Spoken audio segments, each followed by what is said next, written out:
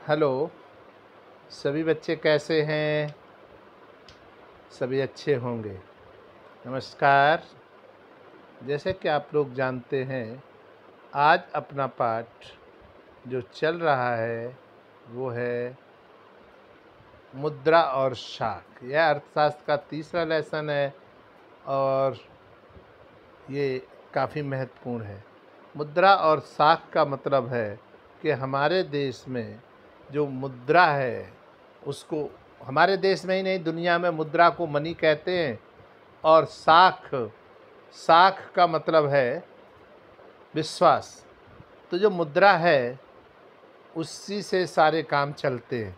बिना मुद्रा के कोई काम संपन्न नहीं होता है और शाख के द्वारा भी काम कहीं पूरा नहीं होता। शाख का मतलब विश्वास होता है। तो अर्थशास्त्र ये सिखाता है कि आपको अपनी अच्छी साख रखनी चाहिए। किसी के पैसे अगर आप पर हैं तो उन्हें समय पर दीजिए।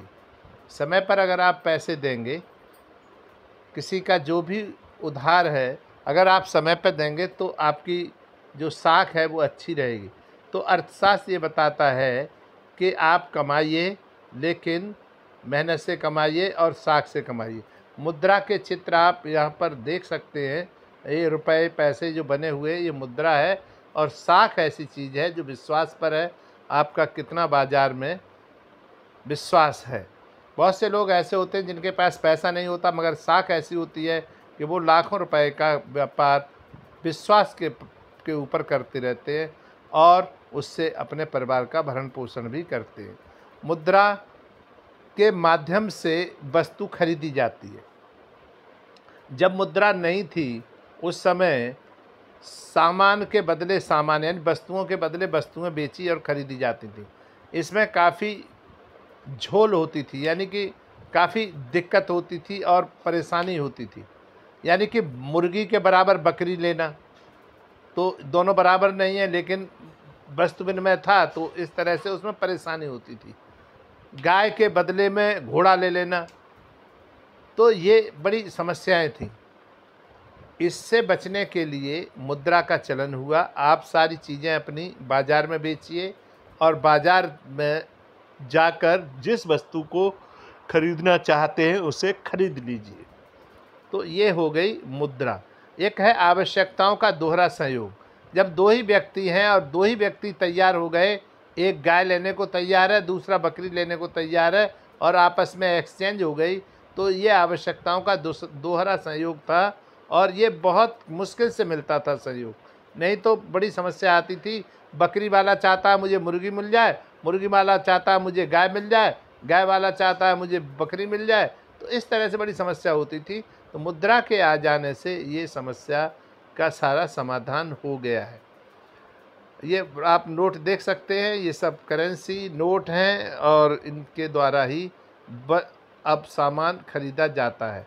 मुद्रा के आधुनिक रूप आप देखेंगे। मुद्रा के जो रूप हैं उसमें सोना, चांदी, ये सिक्के, एटीएम, चेक, ये सब मुद्रा के आधुनिक रूप हैं।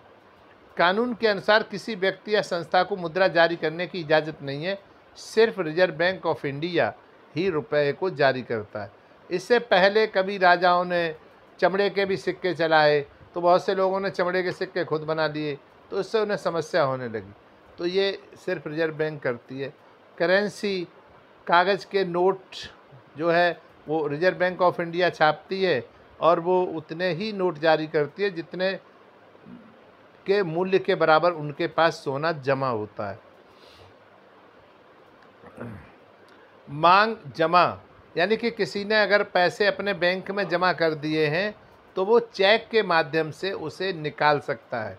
ये मांग जमा है। बैंक में व्यक्ति कभी भी अपने पैसे निकाल सकता है, ये बैंक में गारंटी रहती है। आप चेक के द्वारा भी किसी का भुगतान कर सकते हैं, मगर आपको पता होना चाहिए कि आपके पहले बैंक में उतने रुपए हों जितने का आप चेक दे रहे हैं।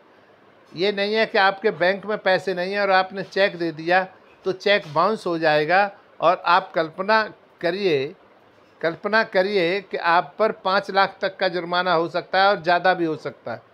इसलिए कभी भी चेक दें तो ये आपकी साख होनी चाहिए कि बैंक में आपके पैसे जमा हैं कि नहीं, तभी चेक किसी को दें। आगे देखेंगे हम लोग बैंकों की ऋण संबंधी गतिविधियाँ। बैंकें क्या करती हैं कि कुछ लोगों के पास अतिरिक्त पैसा होता है, उनका जमा करती हैं, और जो ज़रूरतमंद लोग होते हैं उनको पैसा देते हैं। बैंकें ऐसी होती हैं कि उनमें 15% हिस्सा जो है बैंक अपने पास नकदी के रूप में रख लेती हैं, और जो 85% बचा उसको लोगों को उधार दे देती हैं। तो जो उधार देती हैं उन पर ब्याज की दर अधिक होती है, और जिनका जमा होता है उन्हें ब्याज दर कम दिया जाता है। ये बैंक की अपनी कमाई होती है। बैंक में लोग पैसे जमा करते हैं, क्यों जमा करते हैं? सुरक्षा के लिए करते हैं, अपना सुरक्षित बना रहे, घर में रहेगा तो ज़्यादा खर्च होगा। कर्जदार जो है बैंक में जाते हैं, लोन लेते हैं, और वो विकास के कार्य करते हैं। तो कुल मिला के ये कहा जाए कि लोन के द्वारा विकास के कार्य संपन्न किए जा सकते हैं। त्यौहार का जब मौसम आता है तब पैसे की बहुत लेन देन ज़्यादा होता है, यानी कि पैसा चाहिए हर एक को, तो लोग या तो बचा के रखते हैं, नहीं तो फिर उधार लेना पड़ता है। ऐसे ही किसानों के बारे में है। किसान जो हैं वो जब फसल को बोते हैं उस समय उन्हें पैसे की ज़रूरत होती है, बीज चाहिए, खाद चाहिए, कीटनाशक चाहिए। तो इसी में स्वप्ना की एक समस्या है। उसने 3 एकड़ क्षेत्र में मूंगफली बोई और ये पैसे उधार लिए साहूकार से, मगर फसल बर्बाद हो गई कीटनाशक से। आजकल आप देख रहे होंगे बहुत बाढ़ आई हुई है, उनसे भी फसलें बेकार हो जाती हैं। तो जिससे पैसे लिए हैं वो तो आपसे लेगा, लेकिन आप जब दे नहीं पाओगे तो इस तरह की जोखिम भरी स्थितियां काफ़ी कष्टदायक हो जाती हैं। इसलिए हम लोगों को चाहिए कि अधिक से अधिक पैसा जो है, अगर लोन लेने की ज़रूरत पड़े तो बैंक से ही लें। बैंक जो पैसा देती हैं वो औपचारिक क्षेत्र में आती हैं। ऋण की जो स्रोत हैं वो 2 तरह के हैं, एक औपचारिक और दूसरा अनौपचारिक। औपचारिक क्षेत्र वो है जिसमें बैंक आती हैं और सहकारी समितियां आती हैं। क्या आती हैं? बैंक और सहकारी समितियां। ये इस तरह से है। ये औपचारिक क्षेत्र में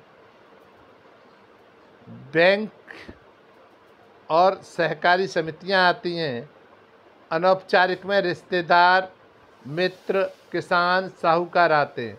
तो जो अनौपचारिक क्षेत्र के लोग हैं ये बहुत ऊंची दर पर पैसा देते हैं, जबकि बैंकें कम ब्याज दर पर पैसा देती हैं। मगर बैंक जो हैं गरीबों को पैसा नहीं देती, क्योंकि वो चाहती हैं कि उनके पास साख हो, कुछ जमा करने को हो।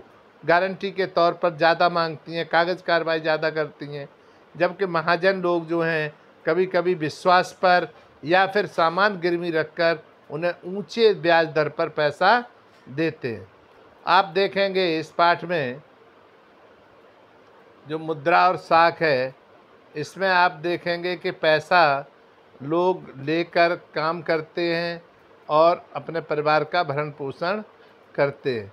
कुछ लोग स्वयं सहायता समूह चलाते हैं। गांव में जैसे लोग हैं 18-20 पड़ोसी अपने इकट्ठे हुए और उन्होंने एक स्वयं सहायता समूह बना लिया। एक एक व्यक्ति या तो 25 रुपये से लेके 100 रुपये तक कंट्रीब्यूशन करता है, यानी कि उसमें इकट्ठे किए जाते हैं, और अपने ही सदस्य को, जिसको बहुत ज़्यादा ज़रूरत है, उसे कम ब्याज दर पर वो पैसा दे दिया जाता है। इससे वो जो अनौपचारिक क्षेत्र है उसमें बहुत ज़्यादा जो ब्याज की दर है उसमें फंसने से बच जाता है। तो इस प्रकार की व्यवस्थाएं ग्रामीण क्षेत्रों में और शहरी क्षेत्रों में चलने लगी हैं, जिससे लोग अपना काम करते हैं।